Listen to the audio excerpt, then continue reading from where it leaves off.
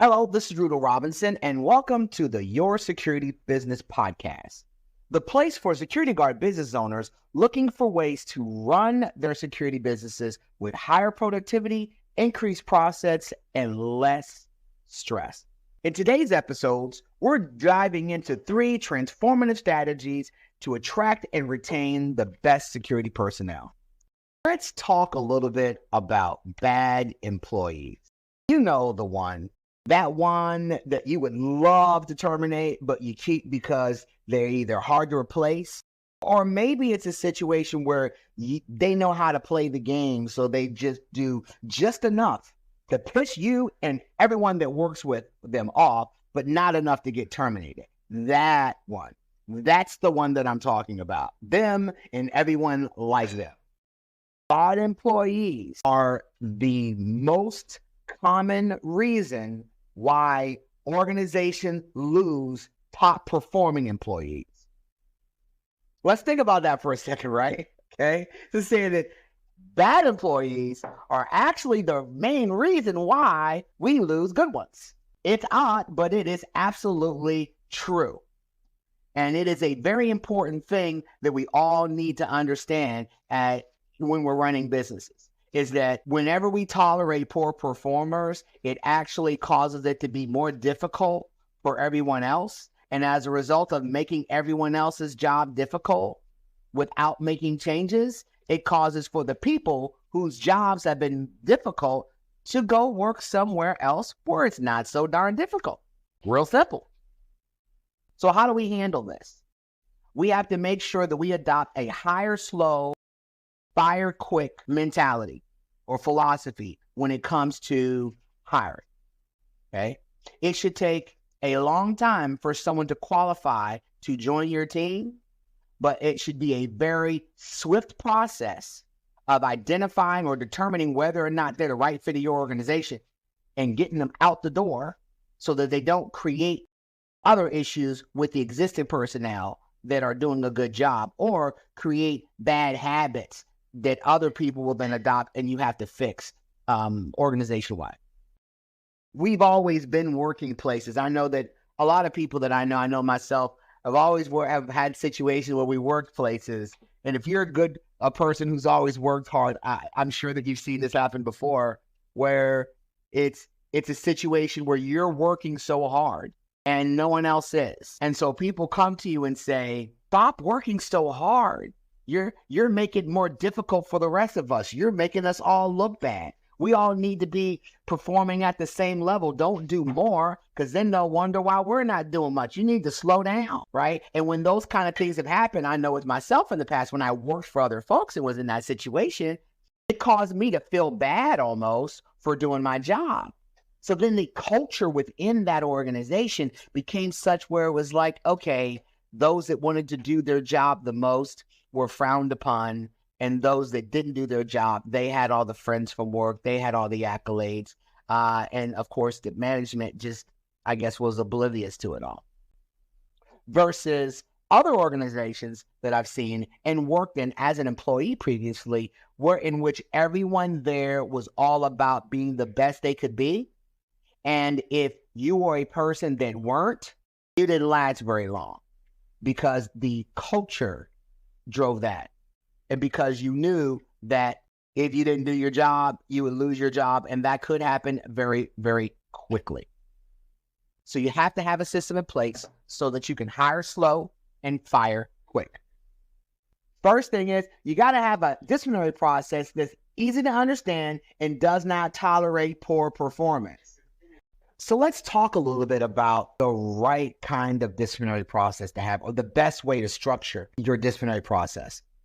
The first thing has got to be a clear process clear, transparent process where in which everyone has a understanding of the consequences for poor performance. Every employee should be clearly aware of exactly what's going to happen to them if they break one of the company's rules. What are those consequences going to be? They need to know that, and they need to understand what they are and what's going to happen, so that way they are less likely to do things that they shouldn't do, because now they have an understanding of what's going to happen to them if they do it.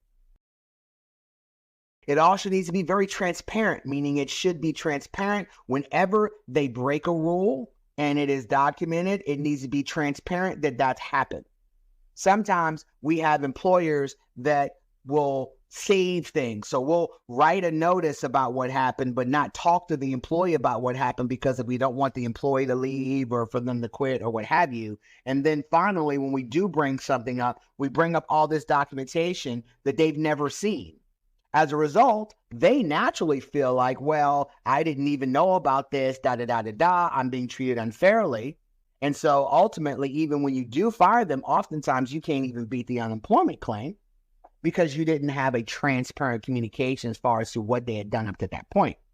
So that reinforces the fact that we got to just make sure that it is transparent as far as to where they are in your disciplinary process, what they've been written up for up to this point, and that it's already been viewed by them. Termination should not be a surprise. No one should ever be surprised that they're getting fired. It should be expected. After doing a certain number of things, they should have a good idea of the fact that, ooh, if I keep doing this, I'm going to get fired. Or better yet, if I do this again, I'm going to get fired, right? Or I could get fired from this, that, and the third. The best way to convey that is through having what we call a point-based system. And a point-based system is one that attaches a certain point value to different infractions or certain rules. And then it should set up a process in which after a certain number of infractions, you have a probation period. And then after the probation period happens, once you get to another certain threshold, you are terminated.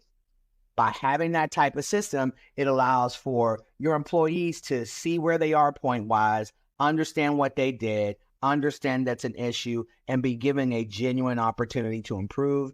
It also lets them know that they're not going to just be fired automatically because they were late one time. That being said, there should also be things within that point system that are things that you get fired for automatically. I know when we have our system, one of the ways that we do things is if you fall asleep on the job, you're fired. There's no warning for that. It's automatic 15 points because within our organization, we use a 15-point system. Ultimately, it doesn't really matter as what points you assign for what, as long as it's fair by your estimation, it's clear and transparent. Long as that happens, you can assess the points however you like, but do consider fairness. Like, for example, usually you're not going to fire someone for being 10 minutes late one day, right? But you very well may fire someone for being insubordinate, or very well may fire someone automatically for falling asleep on the job, things of that nature. Now, after we have this situation where we're not tolerating poor performance, we've got a clear and transparent point-based system for disciplining folks. Now we have to deal with creating that culture. Ultimately, we have to create a compelling corporate culture.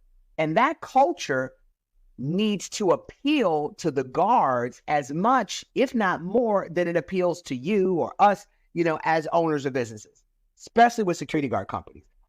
All too often, business organizations, and especially business organizations within the security industry, create cultures that appeal to the owners and maybe even possibly the clients, but does not appeal to the employees that they're hiring. That is something that we need to avoid. At the end of the day, people are human beings. Employees are human beings. Human beings gravitate more towards things that appeal to them. So when you're creating something and your goal is to keep somebody around, you want to make sure that the things that you create appeal to them. And we apply this to everything else in life. We apply it to our relationships with our loved ones. We apply it to everything. When we're cooking for people or ourselves, we're creating things for our customers. We want to make sure that our services appeal to the customers. But we don't set it up where our culture appeals to the employees who are within it. And that is a very important part of developing the kind of system that will retain and attract people. And it starts with your hiring process. The hiring process should be streamlined and efficient every step of the way.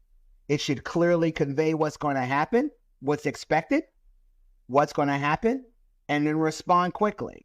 By doing that, that sets the tone that you have a corporate culture that gets things done in a clear, specific, organized way. That appeals to security guards. Everyone has heard of security guard owners or security business owners that are, let's say, not the most organized.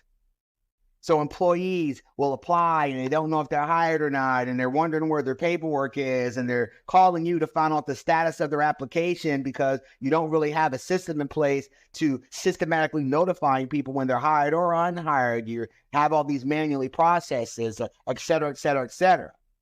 Having a clear, streamlined, efficient hiring and onboarding process sets the tone up front that your culture is one that gets things done. Employees like that because it lets them know that you're going to get things done in relationship to them. You're much less like, they can see that and tell that you're much less likely to have some kind of payroll problem because someone made a mistake or their schedule be wrong or one other thing happened, because off top from jump, you've set the tone that says, we have a corporate culture that believes that we're going to get things done in decency and in order in a streamlined, efficient way. And that applies to how you deal with your customers. It applies to how you provide your services. And it applies to how you deal with your personnel. Now, after we set this process, we also have to remember that we have to show respect. That's right. The R word, respect. It's important to understand the point of view of the people you employ. Now, let's just think about what happens to a security guard in the course of their existence. In most cases, you're not talking about people that were, raised wealthy and things of that nature. It's pretty much a, working class type of job that we do. It's not necessarily something that people go to Harvard to know how to do. In fact, many people go into the security industry because it's one of the few careers that you can have in which you can make a decent wage to feed yourself and your family without having a degree. But let's look at how people treat them.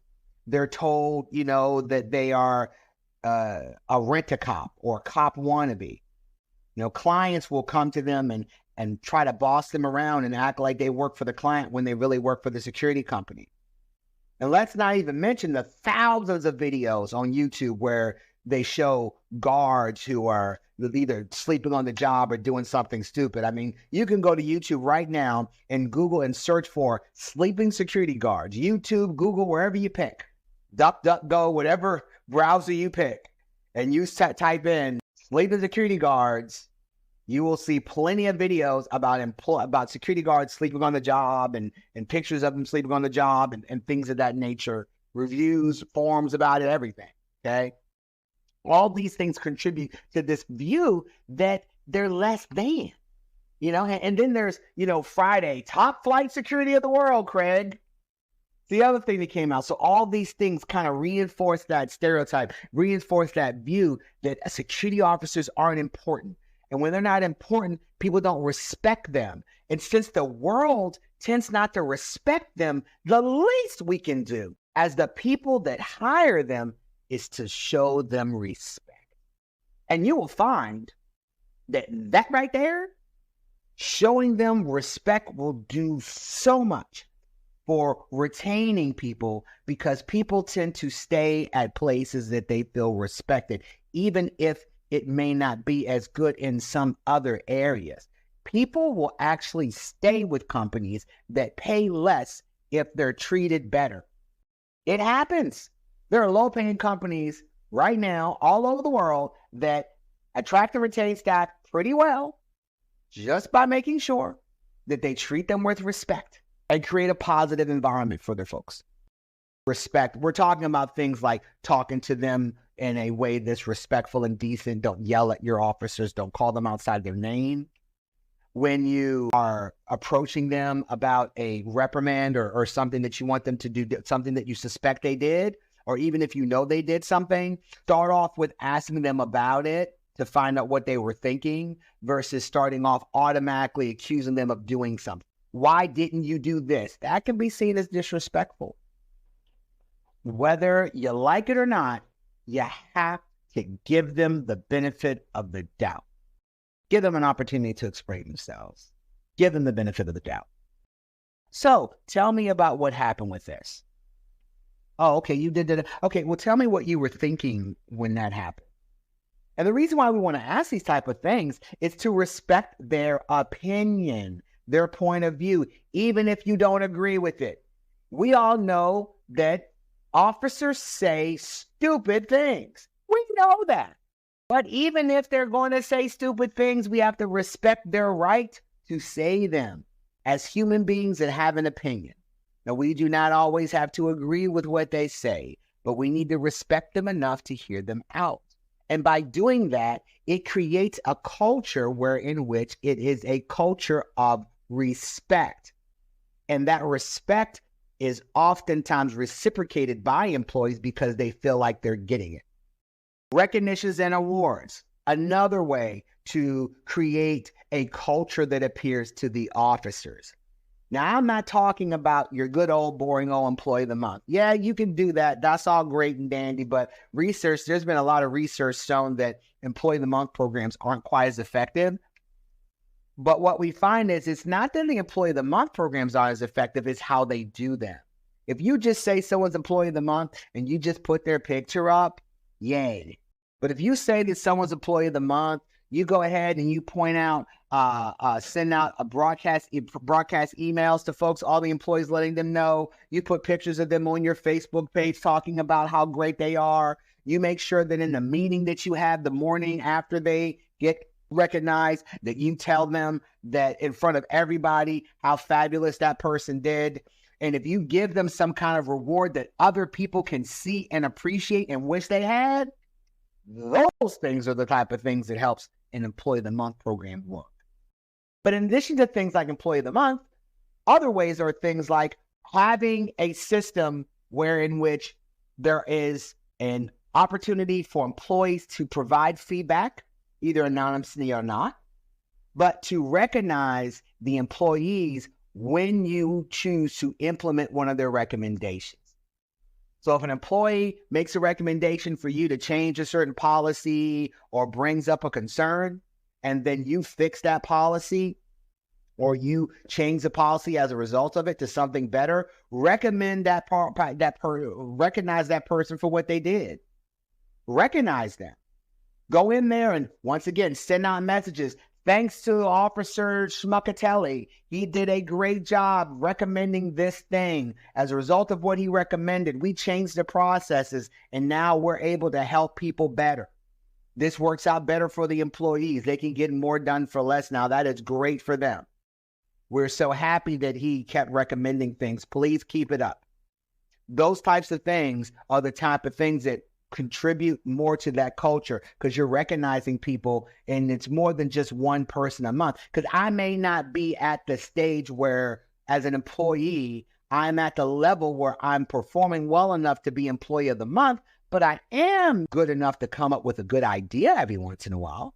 And that person needs to be recognized. They may not think that they are a rock star capable of being recognized for just being better than everyone else, but they sure can come up with an idea that can help. So communicate that, recognize that, acknowledge when people, and if it's an anonymous recommendation that comes in, same thing. We like to thank whoever the anonymous employee was that recommended this thing or brought this to our attention. We want to thank you because as a result of our recommendation, here's what we did. Enter a new program or whatever it is you're going to do. And oh, we're so happy about that. Now, it's important to admit that in many cases, when people say that we have open communication, it's crap. It's not accurate. It's not true because companies say that, but they really don't mean it. That's why it's so important to do the things that validate that, like I previously mentioned. recognizing people who actually make recommendations, and even if it's an anonymous recommendation, that you recognize the folks, even the anonymous people, for anything that they contributed that resulted in a change. Do it enough times and people will realize that it's not bull. It is a fact that describes the amazing culture that you have within your business that is designed to establish open communication with the field so that you can really know what's going on and have impact, have the kind of feedback that you need to run a successful business organization. So you're communicating well, you are hiring slow, firing fast, creating compelling corporate culture. You're communicating well, connecting people with training that helps them develop themselves as people to accomplish the things that they want above and beyond your business. Now what? Just like you show them opportunities to advance in the things that they want, you still have to give them a clear process in which you can help them accomplish the things that you want them to accomplish. And that is promotions. Smart security companies, well-run security companies have a clear and transparent promotion process. Now, how you do it is up to you, but there are certain elements that should be included in any promotion process. The first thing is it must be 100% transparent. Everyone in the company should always know when a promotion is available. Everyone in your company should always have an opportunity to compete for those roles.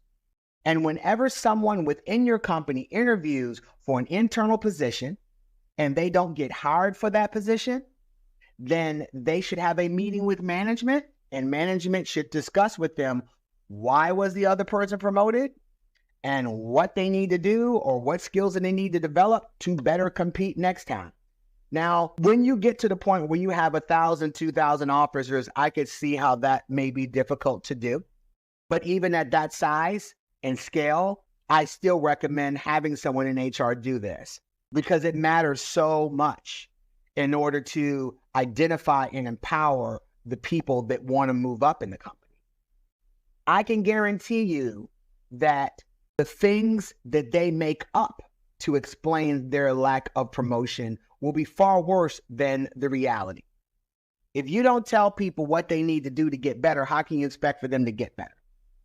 And if you don't tell people what they need to do better or what other people are doing that's better, that's accomplishing more than them, then they're going to just assume that it's something else. They're going to say, well, I guess he kissed the left butt cheek and the right butt cheek, huh? Oh, well, he's dating the owner's daughter, I heard, through the grapevine. Oh, well, he's working that one site that, that client's so important. He just got promoted because he's at that client. Or, I work XYZ site and they don't want to promote me because I know they don't have anyone else to cover it. So they're just going to keep me stuck here forever. Whatever the reason. Or they just don't like me. They don't like me because I'm black. They don't like me because I'm short. They don't like me because I'm overweight. They don't like me because I'm chunky. They don't like me because I stutter. They don't like me because, I don't know, we went to different high school. We like different football teams. Add whatever excuse you want, they'll come up with it. But if you tell them the truth, then they know. So they have to go through the effort of making up a lie, which sometimes will happen. You will have times where you will meet with the employee and you will tell them everything they need. You tell them why the other person got promoted. You'll tell them what they need to do to get better. You'll even tell them the good things that you like about them, but they will leave that meeting and the next day go to work and complain to everybody that they got skipped by a promotion and not understand why that happened. That's going to happen. It's okay. It's just life in human beings. But the good news is if everyone in your organization knows that everything is so transparent and they see it, it takes the power away from that complaint because everyone else says, well, yeah, didn't they? I interviewed for that too. And they met with me and told me what I needed to do. So by doing that, what it does is it goes even farther to foster that corporate culture that we've been talking about. That idea that you have a culture that appeals to the people who work for you or with you just as much as it appeals to you. And these are all simple things that can go a long way towards getting you where you want to be, which is having an effective, efficient security organization that is highly profitable, highly productive, and less stressful. So let's just wrap this up. The keys to hiring and retaining security officers are hire slow, fire quick. Create a compelling corporate culture. Provide them with training that matters to them as much as it matters to you, and create a clear and transparent promotion system. After all this, some of you may say, well, how does that, I can see how that retains people. How does that attract them? Well, here's the thing. People talk about good things. Things that are going well, they talk about, they brag about. People talk about bad things too.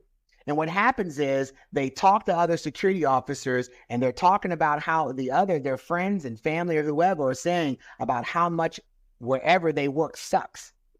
And then your employee, your officer is saying, wow, you know what? We're so great. We don't have that problem.